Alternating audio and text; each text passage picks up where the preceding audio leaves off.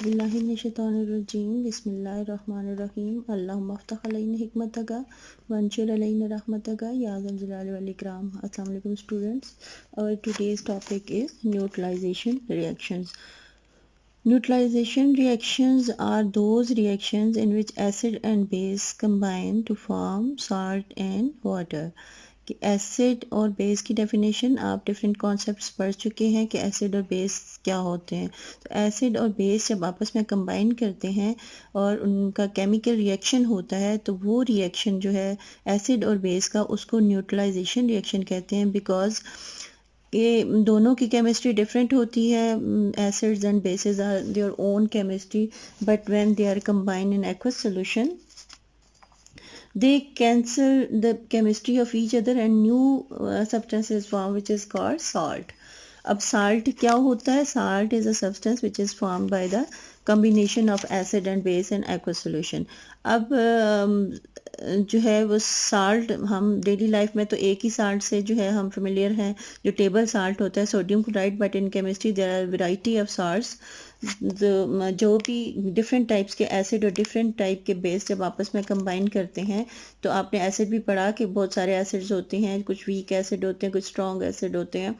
तो वो सारे के सारे जब each different type of acid is combined with different type of bases, different types of salt are formed. For example हम एक एग्जांपल ले लेते हैं। हमारे पास एक साल्ट है, ये एसिड है। एसिड प्लस बेस जो हैं वो कंबाइन होते हैं तो वो क्या बनाते हैं? Salt and water. तो ये क्या कहलाता है? ये न्यूट्रलाइजेशन रिएक्शन होता है। अब हम एक एग्जांपल लेते हैं। फॉर एग्जांपल हमने जो एसिड ले लिया वो है HCl और बेस जो है वो हमारे पास है NaOH। सबसे कॉमन एग्जांपल जो है न्यूट्रलाइजेशन रिएक्शन की।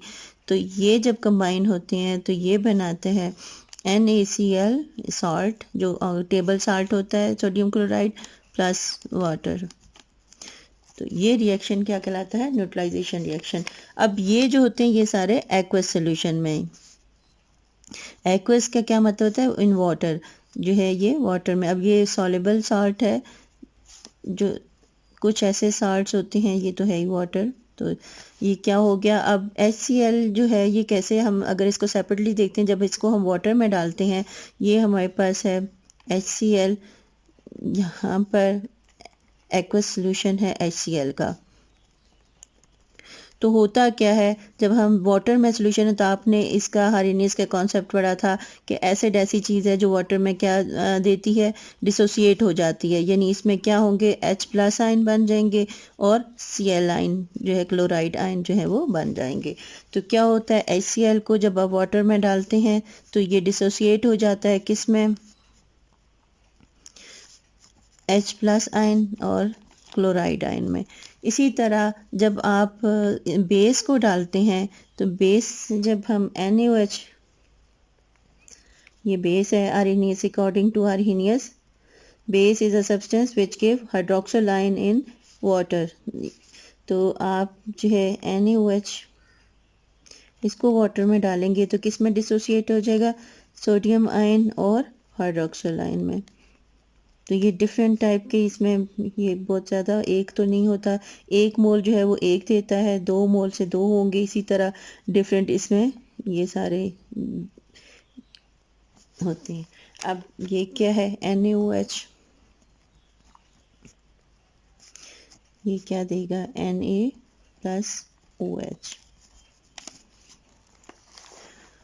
अब जब हम इसकी, ये तो हमने टोटल इसका इक्वेशन लिखी। जब हम इसकी आयनिक इक्वेशन लिखेंगे तो आयनिक इक्वेशन यानी आयन वाली इक्वेशन, तो HCl की बजाय हम यहाँ पर क्या लिखेंगे?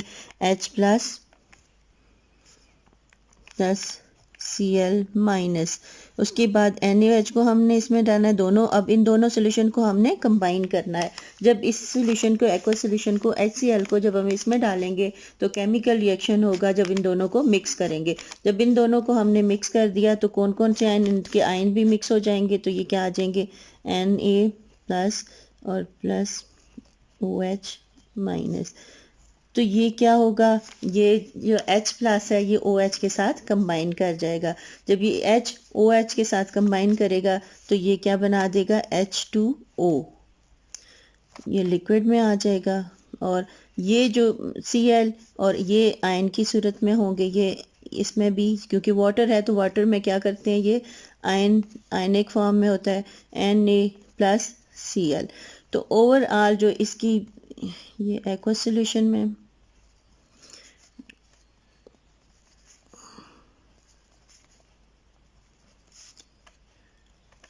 अब क्या होता है, ये जो इसकी आयनिक हम इक्वेशन लिखते हैं तो ये जो हैं ये आयन फिर कहलाते हैं स्पेक्टेटर आयन्स।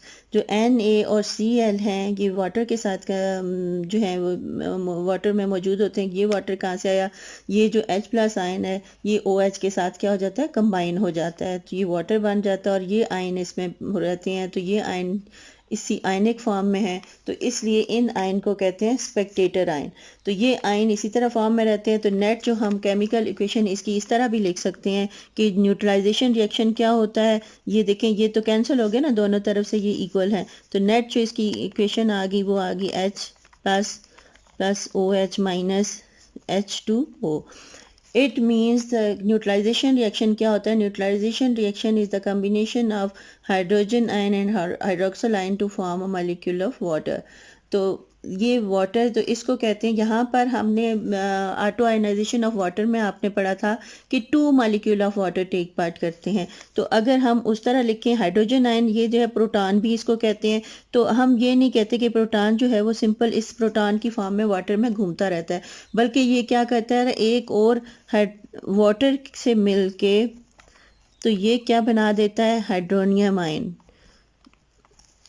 अब ये हाइड्रोनियम आयन मौजूद होता है। अगर हम इसको ये तो टोटल हम जनरल जो इक्वेशन लिखते हैं न्यूट्रलाइजेशन रिएक्शन की वो ये होती है, लेकिन ये प्रोटॉन जो है ये इस तरह नहीं घूमता, बल्कि ये क्या करता है, आपने आयनाइजेशन ऑफ वाटर में पढ़ा था कि एक अनदर वाटर मॉलिक्यूल के साथ कंबाइन हो जाता है तो हाइड्रोनियम आयन की सूरत में।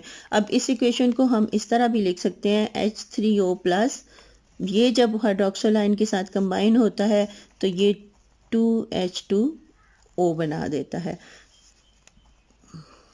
तो ये दोनों जो हैं ये इक्विवेलेंट है इक्वेशंस, ये भी और ये भी। तो ज़्यादातर जनरल जो हम लिखते हैं वो ये लिखते हैं। तो ये जो है स्पेक्टेटर का मतलब होता है तमाशाई, उर्दू में अगर हम कहते हैं देखने वाला, तमाशाई।